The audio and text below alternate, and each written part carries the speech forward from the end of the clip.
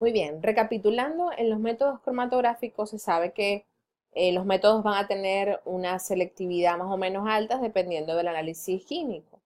Y bueno, recordando las teorías de los platos de Sweet, se basaría en que este método, que fue el inicial para poder hacer análisis cromatografía, alcanzaba la separación de los componentes de una muestra, en los cuales cada uno de los componentes que se encontraban presentes, ok, dentro del analito se distribuían en dos fases. La fase móvil y la fase estacionaria, conceptos que ya hemos venido estudiando, recordando que la fase estacionaria podía ser un sólido, un líquido o un soporte sólido, un gel. Y esta fase estacionaria puede estar contenida en una columna, extendida en forma de capa o dispuesta en una película. La fase móvil podía ser gaseosa o también podía ser líquida. Entonces, la intención inicial era estas dos tipos de fases dentro de mi proceso. ¿Ok? Este es un cromatograma. Aquí alcanzamos a visualizar em, un analito en los cuales están presentes dos elementos, el elemento A y el elemento B, y que se alcanzan a separar a lo largo de la columna. Todo lo que se encontraba debajo de la banda lo habíamos etiquetado como la concentración presente dentro de ese elemento dentro del analito. Y el tiempo que iba a transcurrir en ser evaporado lo llamábamos tiempo de retención. Estos conceptos ya los teníamos bastante claros en días anteriores. En la cromatografía líquida, cuando la fase estacionaria es polar y la fase móvil es no polar, se denomina sistemas normales o de fase normal. Por lo general en estos sistemas la retención del soluto suele incrementarse generalmente por la polaridad. La fase estacionaria suele ser menos polar que la fase móvil, lo ideal, ¿no? El sistema se designa por fase inversa y entonces las especies polares van a tener poca afinidad para la fase estacionaria. En la cromatografía plana, la fase estacionaria puede estar constituida por hoja de papel, o cromatografía de papel, o por una capa de sólido distribuida uniformemente. Por lo general, esta fase estacionaria en la columna se le suele llamar cromatografía en columna, ¿ok? Habíamos mencionado también las columnas en mi proceso, si eran columnas capilares o si eran columnas empaquetadas. Las columnas van a estar referidas a las convencionales, las que se manejan en cromatografía líquida y de gases, tienen diámetros más o menos grandes, dependiendo del tipo de cromatografía. Si se maneja en cromatografía de gas, como hemos mencionado, de 2 a 4 milímetros, si hablamos de HPLC o de alta resolución, de 4 a 6 milímetros, y por lo general la fase estacionaria está empaquetada y puede ser un sólido o un líquido volátil. Ahora las columnas capilares tienden a tener mayor resolución y por lo general la fase estacionaria es sólida y está constituida en una capa de tipo poros. Okay, vamos a... El tiempo de retención es el tiempo que tarda ese elemento en salir, el elemento A, el tiempo B, uno lo que evalúa es lo que sería cada uno de esos tiempos de retenciones y el K asociado al mismo. Muy bien, aquí alcanzábamos a etiquetar si era de buena selectividad, de baja selectividad o de buena selectividad en el proceso y bueno, la intención de la cromatografía en sí. Estos son conceptos que ya hemos venido estudiando y la teoría de los platos que ya también la hemos venido estudiando. Vamos a hacer una especial atención a lo que se refiere al efecto de la columna. ¿Okay? El efecto dentro de la columna asociado a la temperatura.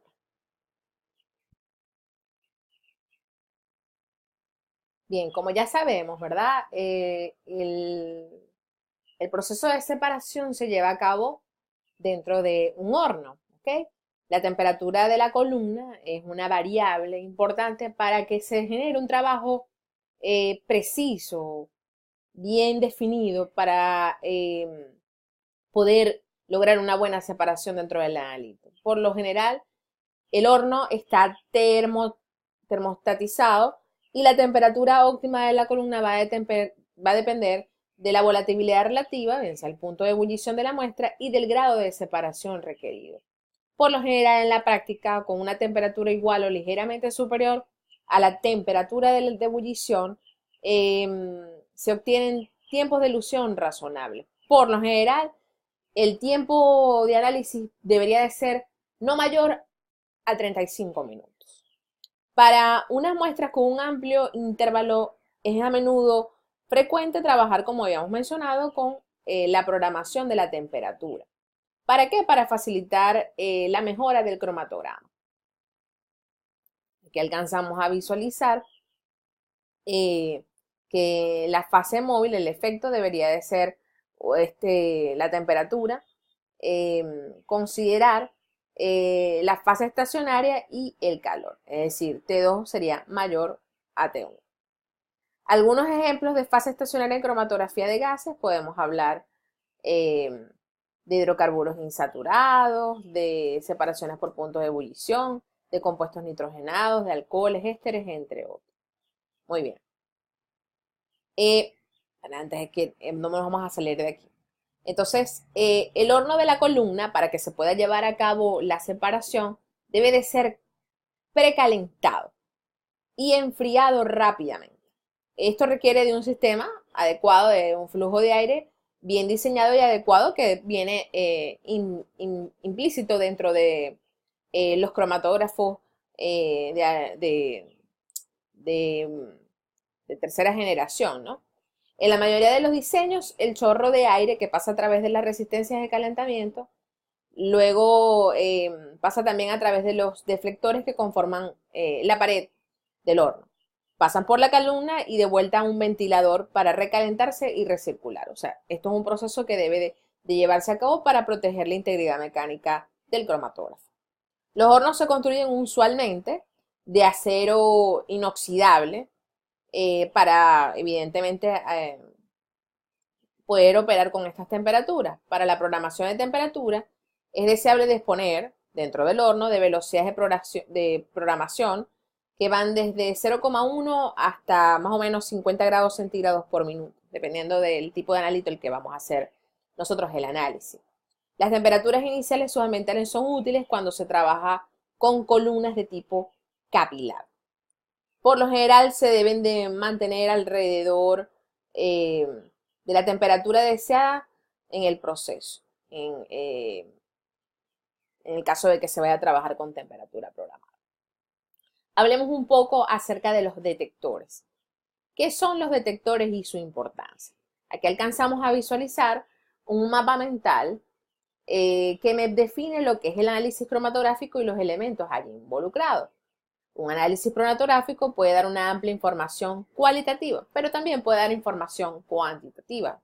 Si medimos la concentración de las especies presentes dentro de ese analito. Si se coge el sistema de detección adecuado, dependiendo del tipo de analito que yo tenga, debo de seleccionar el detector adecuado para determinar y evaluar los analitos separados. Así se utiliza un detector que permite obtener un espectro de cada compuesto separado y a su vez contenga una base de datos que puede realizar comparación bien precisa de los diferentes espectros y poder tener un cromatograma bien preciso y que tenga que sea representativo de la muestra a la cual vamos a analizar. De hecho, esto se logra fácilmente con cromatógrafos que contienen sistemas, por ejemplo, detección de infrarrojo, resonancia magnética y también espectros de masa. Sin embargo, estos sistemas son bastante costosos, por lo cual el detector, o los que más comúnmente se utilizan, son detectores de tipo sencillo, que son por lo general los detectores de ionización de llama para hidrocarburos y de conductividad térmica, que es el que etiquetamos como detector universal. Durante el desarrollo de la cromatografía de gases, se ha investigado y utilizado múltiples detectores, entre los cuales podemos citar muchos que veremos más a continuación. Hablamos del TCD, hablamos del infrarrojo, hablamos del de ionización de llama, el de quimiluminiscencia, el PID, de captura de electrones, entre otros. Un detector debe de tener una serie de características. Por lo general, debe de tener buena sensibilidad, lo cual constituye que puede evaluar de forma cuantitativa. Por ejemplo, la sensibilidad de detectores que se van a describir debe de estar en el orden de 10 a la 7. La sensibilidad de los detectores actualmente se encuentra en el intervalo de 10 a la menos 8 a 10 a la menos 15 gramos de analito por segundo. También debe tener buena estabilidad, reproducibilidad, debe tener una respuesta lineal, entre otros parámetros. Veamos la definición de detectores. El detector va a ser un dispositivo capaz de convertir una propiedad física no medible, ¿ok?, en una señal, de ofrecernos información de las propiedades físicas. Luego de allí, en la cromatografía un detector funciona comparando una propiedad física entre el gas portador y el mismo gas portador, llevando a cabo cada uno de los componentes que previamente se han separado, se traduce en una señal de tipo eléctrica que posteriormente se amplificará, pasar a señal digital y se reportará dentro de un integrador o registrador gráfico. Cuando llega al computador se representa el cromatograma y ahí aparecen bien definidos, identificados cada uno de los componentes. Ahí es donde se alcanza a tener una buena resolución del cromatograma. Aquí alcanzamos a visualizar ya cada una de estas características que previamente las habíamos mencionado. Sensibilidad, buena estabilidad y reproducibilidad, un intervalo de temperatura que esté comprendido desde T ambiental hasta al menos 400 grados centígrados, un tiempo de respuesta corto, que lo haga independiente del caudal, alta fiabilidad y manejo sencillo hasta el punto de estar a prueba de la impericia de operadores inexpertos. También la respuesta semejante o equivalente para todos los analitos. De lo contrario, una respuesta selectiva y altamente predecible para una o más clases de analitos.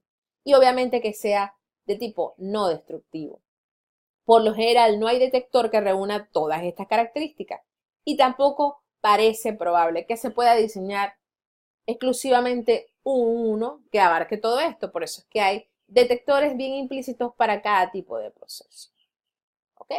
Aquí vemos otras características: simplicidad en su operación, buena respuesta para toda clase de compuestos orgánicos, pequeño volumen en prevención del mezclado de componentes, bueno, entre otros. Clasificación: pueden ser según su selectividad, destructivos y no destructivos, según su modo de respuesta y según el proceso de detección. Hablemos un poco de los detectores según su grado de selectividad. Entre ellos vamos a ubicar los universales, que por lo general generan una señal para cualquier sustancia eluida.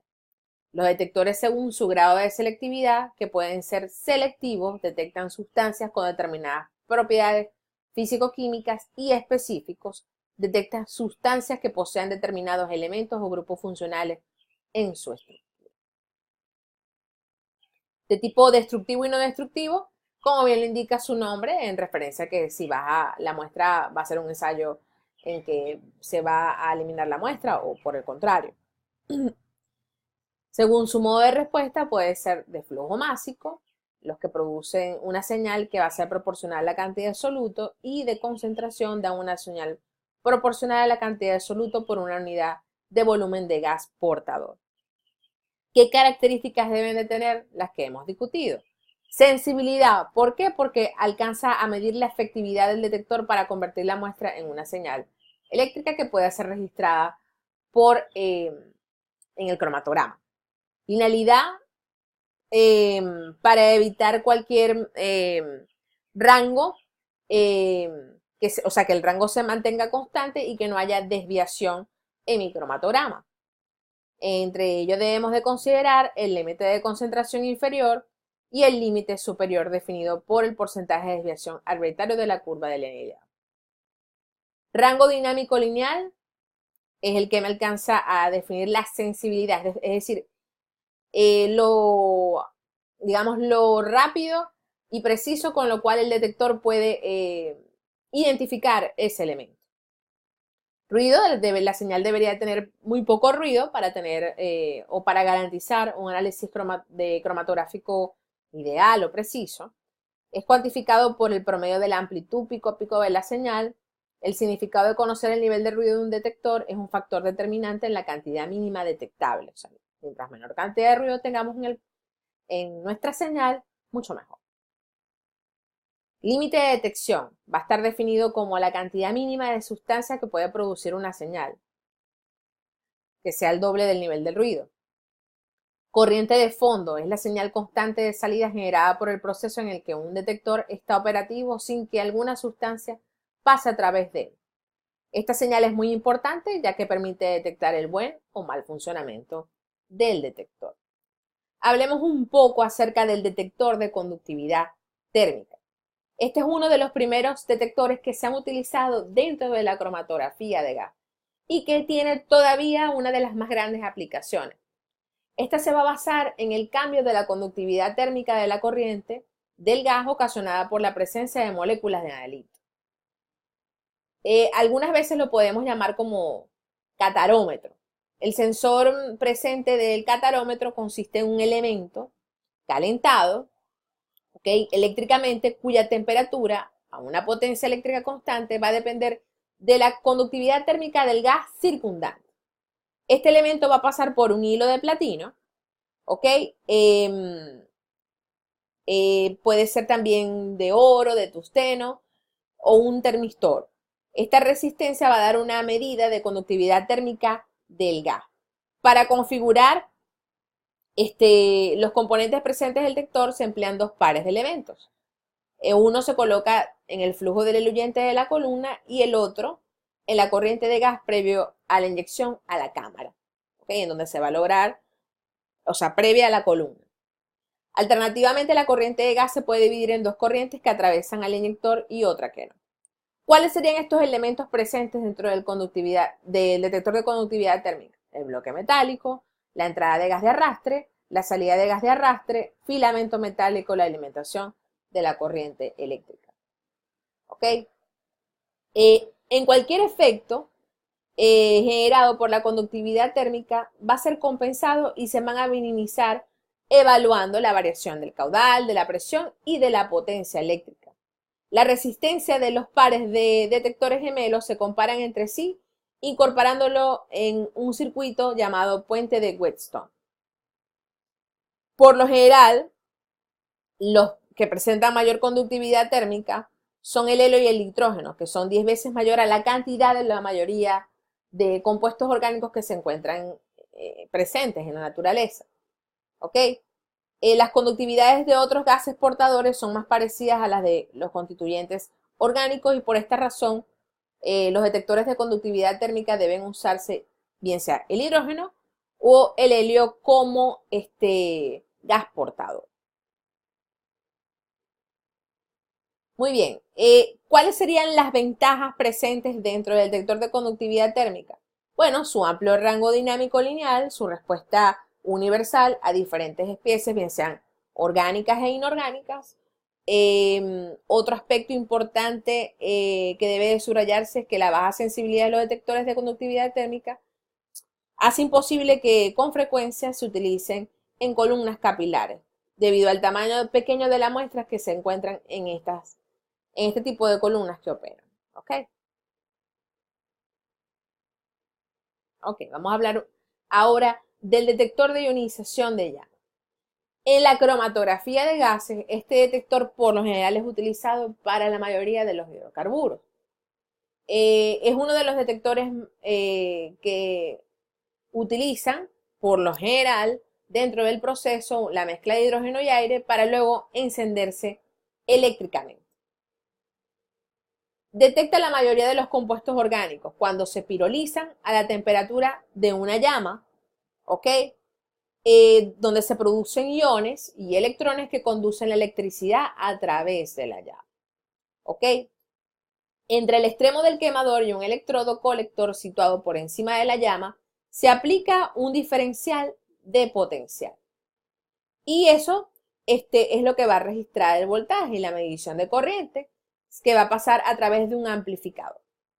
La ionización de llama de los compuestos que contienen carbono no es un proceso bien establecido, aunque está bien definida la formación de iones que se llevan a cabo y que producen átomos de carbono transformados a llama. Este detector de ionización de llama es llamado de esta forma debido al número de átomos de carbono que entran en el detector por unidad de tiempo. Es bastante sensible a la masa más que a la concentración. Tiene la ventaja de los cambios en el caudal de fase móvil y tiene poco efecto sobre la respuesta del detector. ¿Cuáles son los grupos funcionales que pueden alcanzar a leer? Carbonilos, alcohol, halógenos y aminas originan en la llama pocos iones o prácticamente ninguno. Estos serían los que por lo general no pueden ser leídos, los iones que no pueden ser leídos dentro del detector FID. Es insensible a los gases no combustibles como el agua, el monóxido, el dióxido y el monóxido de carbono, los compuestos nitrogenados, el sulfuro de hidrógeno, entre otros. Posee una alta sensibilidad por el orden de 10 a la menos 13 gramos por segundo. Tiene una gran respuesta lineal y un bajo ruido. Una de sus desventajas es que es de tipo destructivo. Muy bien. Detector de captura de electrones. Este detector opera casi de la misma forma que un contador proporcional para medir las radiaciones en un sistema. ¿Qué sucede en este? El efluente de la columna va a pasar a través de la columna sobre un emisor llamado beta y contiene níquel 63 o tritio absorbido sobre una lámina de platino o de titanio. Por él, un electrón del emisor provoca la ionización del gas portador, que por lo general suele ser el nitrógeno, y la producción de una ráfaga de electrones. Este detector es de respuesta bastante selectiva y la detección más común va a ser en compuestos halógenos, peróxidos, quinonas y grupos nitro. Una aplicación bien importante va a ser para insecticidas y compuestos clorados.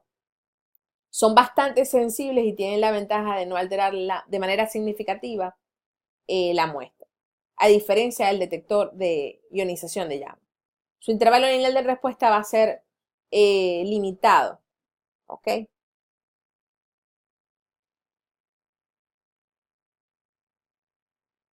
Vamos a hablar ahora del fotométrico de llama. El fotométrico de llamas es un detector selectivo de los compuestos orgánicos que por lo general contienen fósforo y nitrógeno. Su respuesta va a ser aproximadamente 10 veces mayor que un átomo de nitrógeno. En comparación con el FID, este detector de tipo termoiónico es unas 500 veces más sensible para los compuestos que contienen fósforo y 50 veces aproximadamente más sensibles para especies que tienen compuestos nitrogenados. El gas caliente va a fluir alrededor de una bola de silicato de rubidio calentada eléctricamente. La temperatura que se lleva a cabo este proceso va a ser de 600 a 800 grados centígrados. Lo que ocurre exactamente en el plasma es que se produce iones a partir de moléculas que contienen fósforo o nitrógeno y de esta manera se da el resultado de la corriente de iones. ¿Para qué es ideal utilizar este detector? Es muy recomendado para hacer análisis cromatográficos de contaminantes presentes en el aire y del agua, como pesticidas y los compuestos, los hidrocarburos. Aquí vemos un esquema que muestran claramente cómo cómo se llevaría a cabo el proceso a partir del cual se formarían la corriente de iones en mi equipo para lograr entonces la lectura de los componentes presentes dentro de mi analito. Detector de ionización de llama alcalina, también llamado NPD. Este detector tipo nitrógeno-fósforo es un detector de ionización modificado. Dentro de su aplicación también está para medicamentos, para pesticidas y para herbicidas. ¿Cómo se lleva a cabo el proceso? A partir de una llama UV se da las concentraciones de sustancias químicas ionizables como compuestos orgánicos volátiles y otros tóxicos. Algunas características importantes del PID son: puede detectar rápidamente compuestos orgánicos volátiles en niveles bajos de concentración, detecta gases con potencial de ionización inferiores al nivel de energía de la lámpara. La lámpara necesita limpieza frecuente y es un sistema de tipo no destructivo. Detector de quimiluminiscencia de azufre o quimiluminiscente de azufre. Se basa en una reacción entre ciertos compuestos de azufre y ozono. El eluente se mezcla con hidrógeno y aire y se queman en un FID, un detector de ionización de llama. Los gases resultantes se mezclan con ozono generando la luminiscencia. Es muy útil para medir presencia de componentes basados en mercaptanos. Detector de quimiluminiscencia de azufre y nitrógeno. Ha sido recientemente incorporado a los detectores para cromatografía de gases como detector de quimiluminiscencia. Este detector ha demostrado ser útil para mercaptanos. Algunas de las limitaciones, por lo general, es que va a depender de varios factores ambientales, de la falta de selectividad y que no es constante, sino que varía con el tiempo.